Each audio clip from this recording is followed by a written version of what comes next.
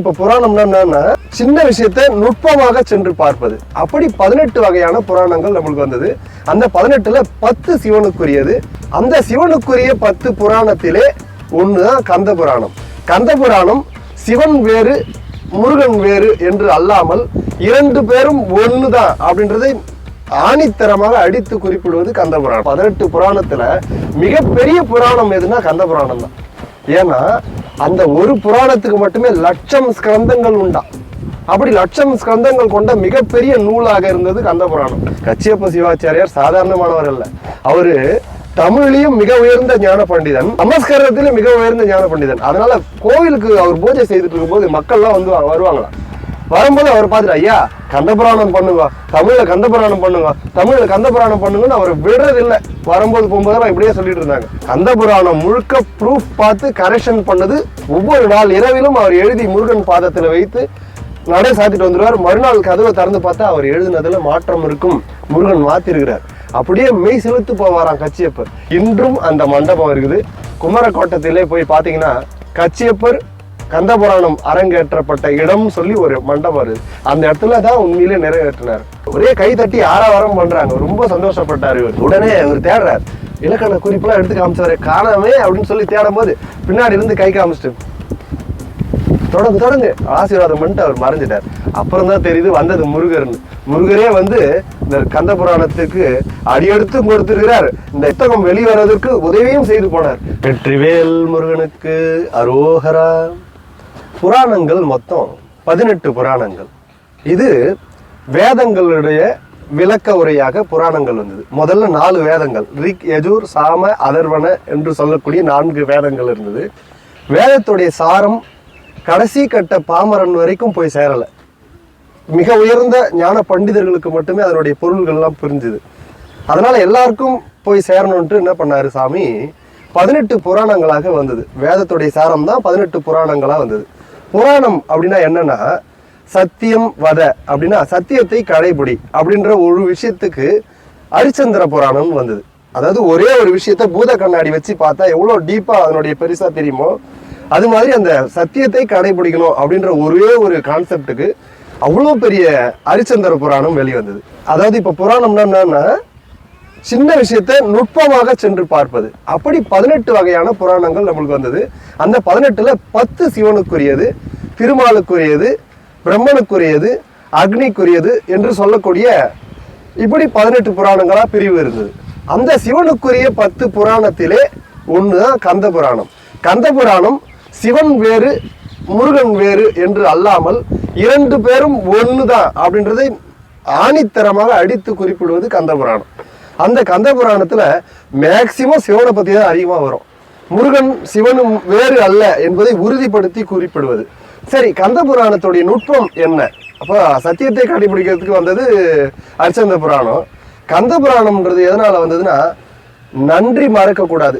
ஒருத்தர்கிட்ட நம்ம உதவி கேட்டு வந்தோம்னா அது அவர் நம்மளுக்கு உதவி செய்தார்னா அந்த நன்றியை நம்ம என்னைக்கும் மறக்கக்கூடாது. கந்த புராணம் வலியுறுத்தக்கூடிய மிக முக்கியமான விஷயம் எதுன்னா சிவனை நோக்கி தவம் செய்து வரத்தை வாங்கி பின்பு சிவனிடமிருந்து வந்த முருகனையே அழிப்பதற்கு வந்துட்டான் சூரபத்மன். நன்றி மறந்து போச்சாங்க. இந்த நன்றி கட்டத்தனம் கொண்டவர்கள் என்ன நிலை அடைவார்கள் என்பதை குறிப்பிடுவதுதான் இந்த கந்த புராணத்துடைய நுட்பம். அப்படி 18 புராணங்களிலே கந்த புராணமானது சிவனுக்குரியது. அதுல 10லே சிவனுக்குரிய 10 புராணத்துல ஒண்ணு கந்த புராணம். அப்படிப்பட்ட கந்த புராணம் தோன்றி 250 ஆண்டுகள் ஆகி போச்சு, தமிழ்ல வரல. முருகனே தமிழ் கடவுள், தமிழர்களுக்கு சேரக்கூடிய விஷயமாக வரல. 18 புராணத்துல மிகப்பெரிய புராணம் எதுனா கந்த புராணம் தான். ஏன்னா அந்த ஒரு புராணத்துக்கு மட்டுமே 1,00,000 ஸ்கந்தங்கள் உண்டா.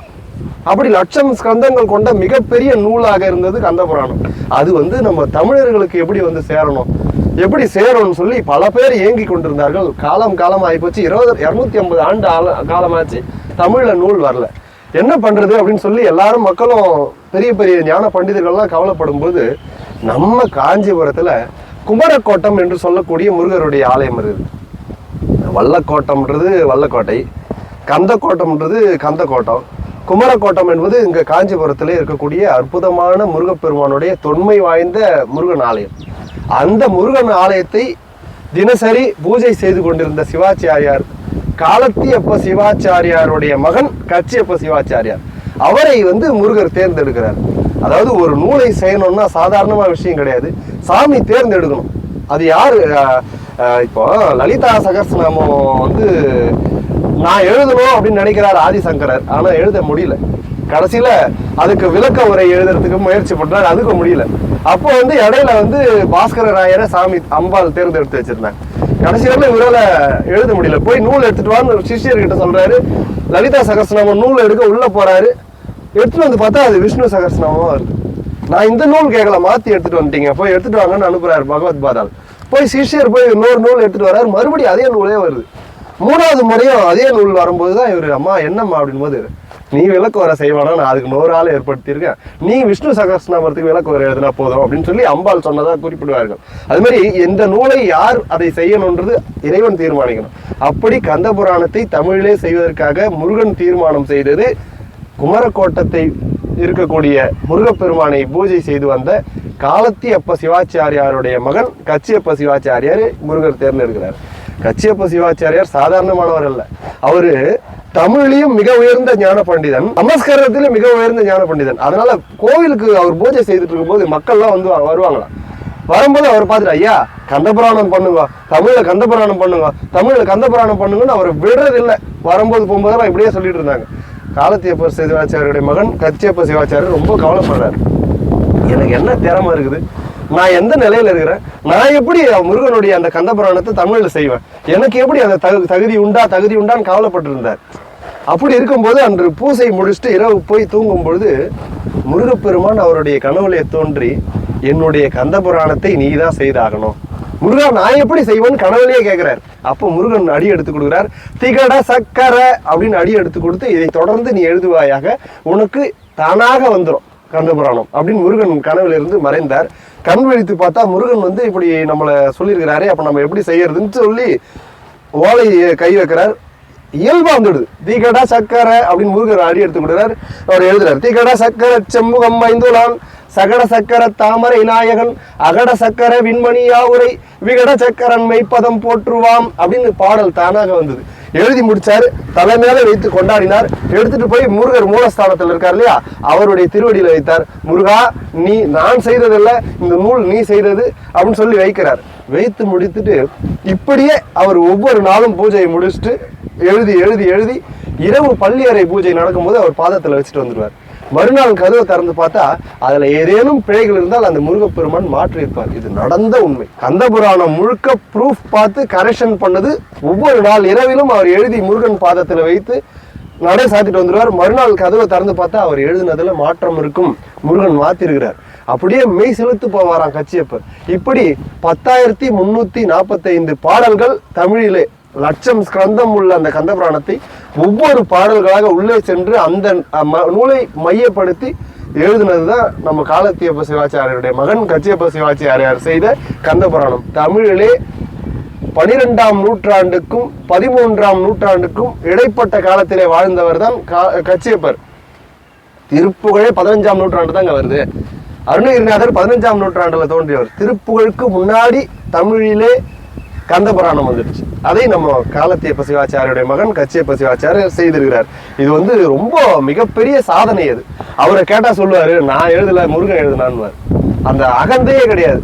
எப்படி உதாரணம் சொல்றாருன்னா, பள்ளிக்கூடத்துல அந்த குழந்தையுடைய கையை பிடிச்சி ஊன்னு எழுதி சொல்லி கொடுப்பாங்க இல்லையா, அது மாதிரி என்னை பயன்படுத்தி கொண்டு இதை எழுதினான்னு முருகர் வந்து என்னை பயன்படுத்தி கொண்டு இந்த கந்தபுராணத்தை செய்து கொண்டார் அப்படின்னு சொல்லி எழுதுறாரு. அப்படி 10,345 பாடல்களையும் இவர் எழுதி அதை வந்து முருகர் திருவடியில வைத்து, முருகா பூர்த்தியானது, கந்தபுராணம் நிறைவு செய்தன்றார். கந்தபுராணத்துல மொத்தம் அந்த அது வடமொழியில இருக்கக்கூடிய அந்த ஸ்கந்த புராணத்திலே 7 காண்டங்கள் இருந்தான், 7 பார்ட் இருந்துதான். நம்ம கச்சியப்பர் வந்து அந்த 7 பார்ட்டில இருந்து 6 பார்ட் மட்டும் எழுதியிருக்கிறார். என்ன சொல்லுவாங்கன்னா, உற்பத்தி காண்டம், மகேந்திர காண்டம், தேவ காண்டம், அசுர காண்டம், தட்ச காண்டம், உபதேச காண்டம்னு சொல்லி இந்த 7 காண்டத்திலே இவர் உபதேச காண்டம் மட்டும் செய்யல. மீதி 6 காண்டங்கள் தமிழிலே செய்திருக்கிறார் சாமி. அற்புதமான ஒரு நூல். அப்படியே பக்கத்துல இருந்து பாக்குற மாதிரியே இருக்கும், கையை பிடிச்சி நம்மளை அப்படியே கூட்டின்னு போற மாதிரி இருக்கும். அப்படி ஒரு அற்புதமான நூல் கந்தபுராணம். அந்த கந்தபுராணத்தை தமிழிலே அருமையாக செய்து முருகன் திருவடியில வைத்தார். இன்னைக்கு நினைக்கிற மாதிரி நம்ம நூல் வெளியிட்ட முடியாது.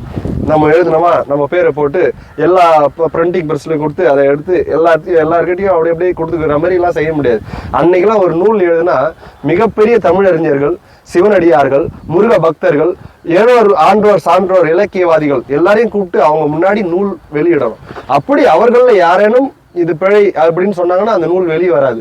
அவங்க கேள்விகள்லாம் கேட்பாங்க, அதுக்கு கரெக்டான உதாரணங்கள்லாம் சொல்லணும். அப்படி பல சோதனைகளுக்கு ஆட்பட்டு அதுக்கப்புறம் தான் புத்தகம் வெளியே வரும்.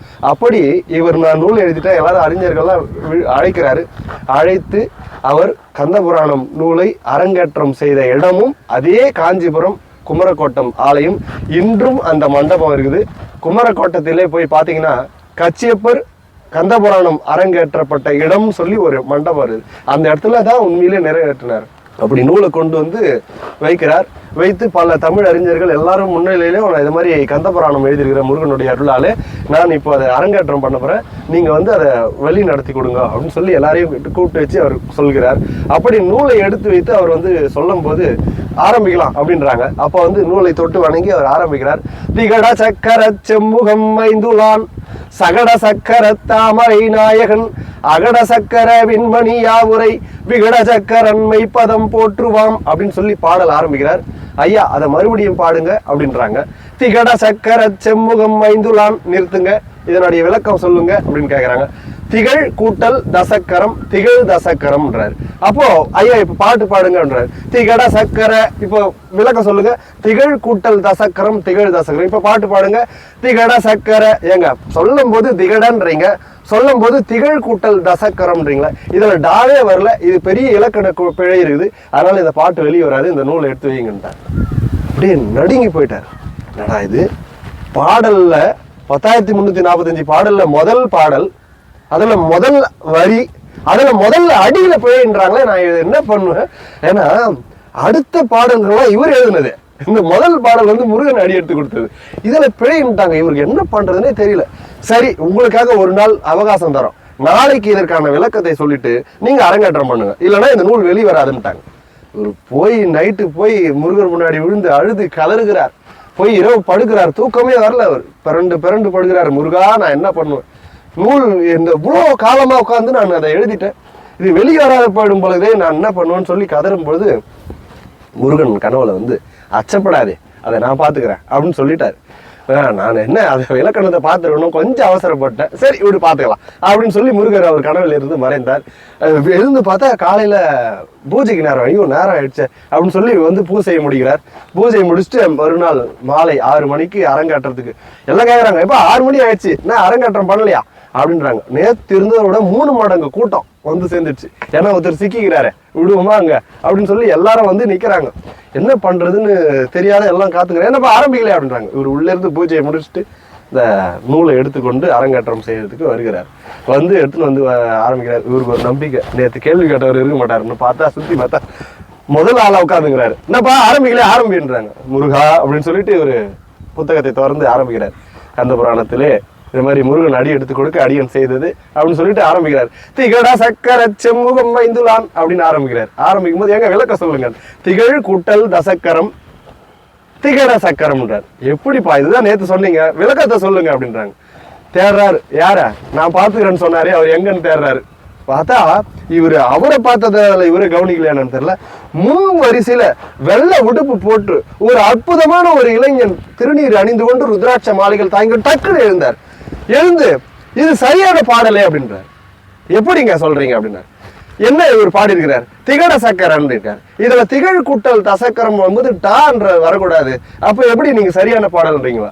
வரலாம், இதற்கான இலக்கண நூல் உண்டு, இந்தாங்க பிடிங்க அப்படின்னு சொல்லி வீர சோழியம் என்று சொல்லக்கூடிய, அதாவது தொல்காப்பியத்திற்கும் பழமையான ஒரு புராணத்திலே ஒரு இலக்கணத்துல வீர சோழியம் என்று சொல்லக்கூடிய இலக்கண நூலிலே 16வது சந்தி படலத்திலே இந்த டானா வரலாம் அப்படின்னு சொல்லி எடுத்து ஆதாரத்தை கொடுக்குறாரு. பார்த்த உடனே கேள்வி கேட்டார், ஆடி போயிட்டார். என்ன அருமையா இருந்தது பாடல், நீ பிழை நீ அப்படின்னா. இல்ல தொல்காப்பியம் வரலாம் பார்த்துட்டேன், இந்த மாதிரி இலக்கணம் மீட் ஆகாது. ஆனா இவர் கொடுக்கறதுல இருக்குது.